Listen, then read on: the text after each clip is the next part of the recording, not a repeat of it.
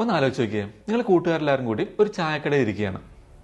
ചുറ്റും ഗ്ലാസുകളുടെ കിലുക്കവും ചെറിയ സംസാരങ്ങളും ആരുടെയോ ഉറക്കെയുള്ള ചിരിയും കേൾക്കാം. അതിൻ്റെ ഇടയിൽ നിങ്ങൾ കാര്യമായിട്ട് എന്തോ എന്ന് പറയുന്നു. പക്ഷെ ആരും അത് കേട്ട ഭാവം നടിക്കുന്നില്ല. ആരും നിങ്ങളെ നോക്കുന്നില്ല. ഒരു മറുപടിയുമില്ല. ആകെ ഒരു നിശബ്ദത മാത്രം. പെട്ടെന്ന് നിങ്ങൾ പറഞ്ഞതിന് തൊട്ടു പിന്നാലെ വേറെ ആൾ വേറെന്തോ പറയുന്നു. അപ്പോൾ എല്ലാവരും അത് വളരെ ശ്രദ്ധിച്ച് കേൾക്കുന്നു, ചിരിക്കുന്നു, അതിനെപ്പറ്റി ഡിസ്കസ് ചെയ്യുന്നു. ആ ഒരു നിമിഷം ഉണ്ടല്ലോ, അത് നമ്മളങ്ങ് പെട്ടെന്ന് മറന്നുപോയില്ല. അത് നമ്മുടെ മനസ്സിൽ തന്നെ കിടക്കും. അന്ന് രാത്രി ഉറങ്ങാൻ കിടക്കുമ്പോൾ നമ്മൾ ഇങ്ങനെ ആലോചിക്കും, ഞാൻ പറഞ്ഞതിനെ അവർ കേൾക്കാഞ്ഞിട്ടാണോ, അതോ എന്നെ അറിഞ്ഞുകൊണ്ട് മൈൻഡ് ചെയ്യായിരുന്നാണോ? സംസാരത്തിന് അത്രയും ഇമ്പോർട്ടൻസ് ഉള്ളൊരു ഫ്രണ്ട്സ് ഗ്രൂപ്പിൽ നമ്മളെ മാത്രം ആരും ശ്രദ്ധിക്കാതെ വരുമ്പോൾ അതൊരു ചെറിയ ചമ്മൽ മാത്രമല്ല, ഉള്ളിലൊരു വല്ലാത്തൊരു വിഷമം കൂടിയാണ് തരുന്നത്, അല്ലേ? പക്ഷെ ഇതിലൊരു സത്യമുണ്ട്, പലരും അത് ശ്രദ്ധിക്കാറില്ല. ഇതെപ്പോഴും നമ്മുടെ കുഴപ്പം കൊണ്ടാണെന്നില്ല, മറിച്ച് നമ്മുടെ ശീലങ്ങൾ, ഹാബിറ്റ്സ് ഇല്ലേ, അതുകൊണ്ടായിരിക്കാം.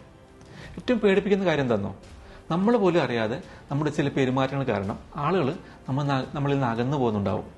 അതുകൊണ്ട് ഇന്ന് ആളുകൾ നമ്മളെ മൈൻഡ് ചെയ്യാതിരിക്കാൻ കാരണമാവുന്ന 5 മോശം ശീലങ്ങളെക്കുറിച്ച് നമുക്ക് സംസാരിക്കാം.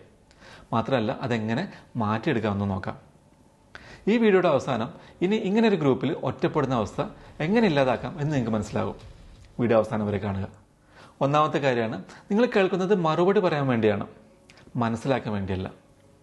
ഞാനൊരു കാര്യം ചോദിക്കട്ടെ, ഒരാൾ നിങ്ങളോട് സംസാരിക്കുമ്പോൾ നിങ്ങളത് ശരിക്കും ആത്മാർത്ഥമായിട്ട് കേൾക്കാറുണ്ടോ? അതോ നിങ്ങൾക്ക് അടുത്തത് എന്ത് പറയണമെന്ന് ആലോചിച്ച് നിങ്ങളെ ഊഴത്തിന് വേണ്ടി കാത്തു നിൽക്കാറാണോ? ഇത് രണ്ടും തമ്മിൽ വലിയ വ്യത്യാസമുണ്ട്.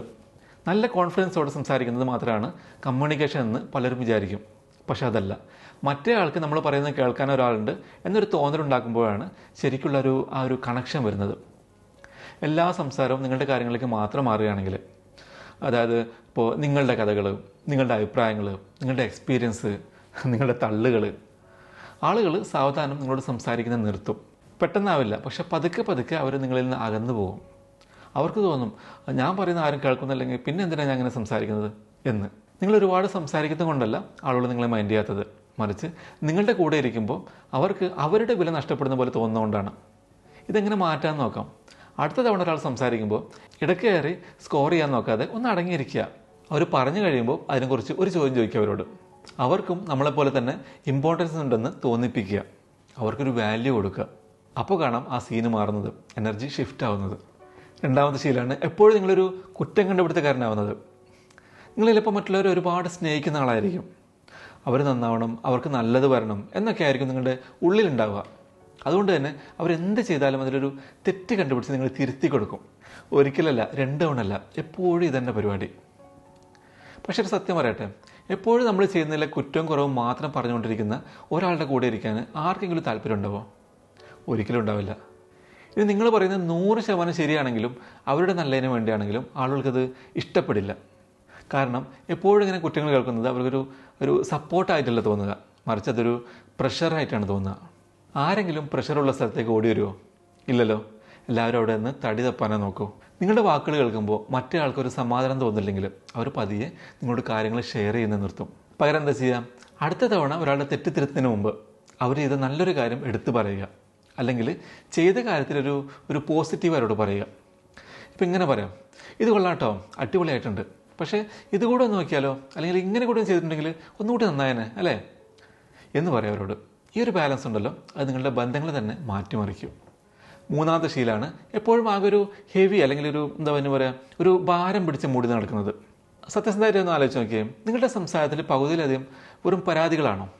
അതൊന്നും നടക്കാൻ പോകില്ല, അതൊക്കെ എപ്പോൾ പൊളിഞ്ഞെന്ന് ചോദിച്ചാൽ മതി, അവൾ പോക്കാ, അവൻ ശരിയല്ലെന്നേ, ജീവിതം ആകെ സീനാണ്. ഇങ്ങനെ എപ്പോഴും നെഗറ്റീവ് അടിച്ചുകൊണ്ടിരിക്കുകയാണോ?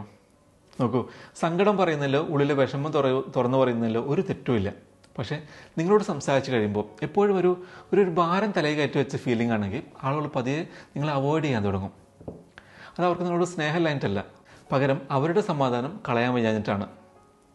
നമ്മുടെ എനർജി മറ്റുള്ളവരിലേക്ക് പെട്ടെന്ന് പകരും. അതുകൊണ്ട് തന്നെ എങ്ങനെയുള്ള വൈബ് കൂടെ വേണമെന്ന് എല്ലാവരും ചിന്തിക്കും, നോക്കും. ആളുകൾ നിങ്ങളെ വേണ്ടെന്ന് വെക്കുകയല്ല ചെയ്യുന്നത്, മറിച്ച് നിങ്ങളോട് സംസാരിച്ച് കഴിയുമ്പോൾ അവർക്കുണ്ടാകുന്ന ഒരു നെഗറ്റീവ് ഫീൽ ഉണ്ടല്ലോ, അതിനെ വേണ്ടെന്ന് വെക്കുകയാണ്. ഇതെങ്ങനെ മാറ്റിയെടുക്കാൻ നോക്കാം. അതിനായി നിങ്ങൾ വെറുതെ അഭിനയിക്കണമെന്നൊന്നുമില്ല, ചെറിയൊരു ബാലൻസിങ് മതി. എന്തെങ്കിലും ഒരു പരാതി പറയുമ്പോൾ കൂടെ ഒരു ചെറിയ പോസിറ്റീവ് കാര്യം കൂടി പറഞ്ഞ് ശീലിക്കുക. ആ ഒരു മാറ്റം മതി നിങ്ങളുടെ കൂടെ ഇരിക്കാൻ ആളുകൾക്ക് വരാൻ ഒരു ഇൻട്രസ്റ്റ് വരാൻ. നാലാമത്തെ ശീലമാണ് ആളുകളെ മൈൻഡ് ചെയ്യിപ്പിക്കുന്ന ആ ഒരു പ്രസൻസ് നിങ്ങൾക്കില്ല. നിങ്ങൾ എപ്പോഴെങ്കിലും ശ്രദ്ധിച്ചിട്ടുണ്ടോ? ചിലർ വളരെ കുറച്ച് സംസാരിക്കുള്ളൂ, പക്ഷേ അവർ സംസാരിക്കാൻ തുടങ്ങിയാൽ പിന്നെ അവിടെ ഇരിക്കുന്ന എല്ലാവരും സൈലൻ്റ് ആവും, എല്ലാവരും ശ്രദ്ധിക്കും. അതാണ് ആ ഒരു പ്രസൻസ്.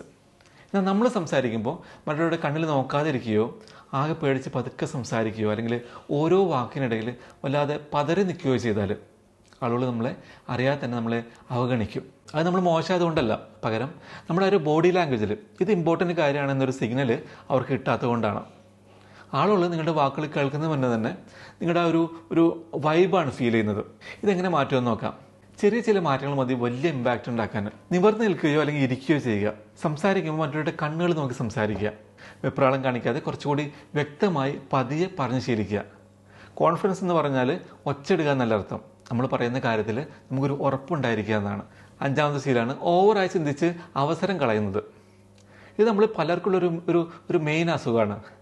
ഉള്ളിലൊരു നല്ല കാര്യം പറയാനുണ്ടാകും, നല്ലൊരു ഐഡിയയോ അല്ലെങ്കിൽ അഭിപ്രായമോ ഒക്കെ, പക്ഷെ നമ്മുടെ മനസ്സപ്പോൾ തന്നെ ഒരു പാര പണിയും.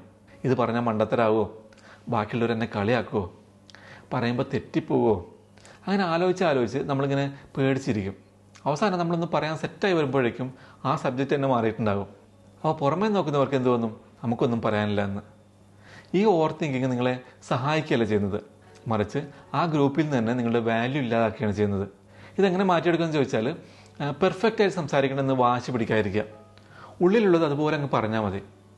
കുറച്ചുകൂടി നേരത്തെ സംസാരിച്ചു തുടങ്ങുക. അത് സിമ്പിൾ കാര്യമാണെങ്കിൽ പോലും കുഴപ്പമില്ല. കാരണം നിങ്ങൾ പറയുന്നത് മറ്റുള്ളവർ കേട്ടാൽ മാത്രമേ നിങ്ങളുടെ ശബ്ദത്തിനോട് വിലയുണ്ടാവും. ഇനി ഞാൻ പറയുന്നൊരു കാര്യം മസ്റ്റായിട്ട് കേൾക്കണം. നമ്മൾ മൈൻഡ് ചെയ്യാത്ത എല്ലാവരുടെയും പുറകെ നടന്ന് എനർജി കളയേണ്ട ഒരു കാര്യമില്ല. കാരണം എല്ലാവരും നമ്മുടെ ടൈം അർഹിക്കുന്നില്ല എന്നാണ് സത്യം. ചിലർക്ക് നമ്മളോട് സംസാരിക്കാൻ ഒട്ടും താല്പര്യം ഉണ്ടാവില്ല. അത് സാരമില്ല, അതിന് വിട്ടുകളഞ്ഞേക്കണം. നമ്മൾ ആരുടെയും ശ്രദ്ധ ഇരന്ന് വാങ്ങേണ്ട കാര്യമില്ല. പകരം നമ്മുടെ പ്രസൻസിനെ വില മതിക്കുന്ന, നമ്മളായിട്ട് തന്നെ കാണുന്ന കുറച്ച് പേരുണ്ടാവുമല്ലോ, അവരെയാണ് നമ്മൾ കണ്ടെത്തേണ്ടത്. നമ്മുടെ ലക്ഷ്യം എന്ന് പറയുന്നത് എല്ലാവരെയും കൊണ്ട് നമ്മൾ പറയുന്നത് കേൾപ്പിക്കുക എന്നല്ല, മറിച്ച് നമ്മൾ ശരിക്കും മനസ്സിലാക്കുന്നവരുടെ അടുത്ത് മാത്രം നമ്മുടെ വാല്യൂ എത്തിക്കുക എന്നാണ്. അപ്പോൾ സത്യസന്ധമായിട്ടൊന്ന് പറഞ്ഞേ, ഇതിലേത് പോയിൻ്റാണ് നിങ്ങൾക്ക് ഏറ്റവും കൂടുതൽ കണക്റ്റ് ആയത്? 1, 2, 3, 4 അതോ 5ാമത്തെ പോയിൻ്റാണോ? ആ നമ്പർ ഒന്ന് താഴെ കമൻറ്റ് ചെയ്തേ. പിന്നെ ഇതിൻ്റെ 2ാം ഭാഗം പാർട്ട് 2 വേണമെന്ന് തോന്നുന്നുണ്ടോ? അതായത് എങ്ങനെ കൂടുതൽ കോൺഫിഡൻസോടെ സംസാരിക്കാം, എങ്ങനെ മറ്റുള്ളവരെ ഇമ്പ്രസ് ചെയ്യാം എന്നൊക്കെ അറിയണമെന്നുണ്ടെങ്കിൽ കമൻറ്റിൽ പാർട്ട് 2 എന്ന് ടൈപ്പ് ചെയ്യുക. അതുപോലെ ഈ വീഡിയോ കണ്ടപ്പോൾ ഇതെന്നെ ഉദ്ദേശിച്ചാണല്ലോ എന്ന് നിങ്ങൾക്ക് തോന്നിയെങ്കിൽ ഇത് കേൾക്കണമെന്ന് നിങ്ങൾക്ക് തോന്നുന്ന ആ ഒരു ചങ്ങാതിക്ക് ഇപ്പോൾ തന്നെ ഒന്ന് ഷെയർ ചെയ്ത് കൊടുക്കുക. കാരണം ചിലപ്പോൾ നമ്മൾ അയക്കുന്ന ഒരു വീഡിയോ ആയിരിക്കും ഒരാളുടെ ലൈഫ് തന്നെ മാറ്റിമറിക്കുന്നത്. ചാനൽ ഇതുവരെ സബ്സ്ക്രൈബ് ചെയ്തിട്ടില്ലെങ്കിൽ മറക്കാതെ ചെയ്യുക. അപ്പോൾ അടുത്ത വീഡിയോയിൽ കാണാം. Thanks for watching. Stay tuned.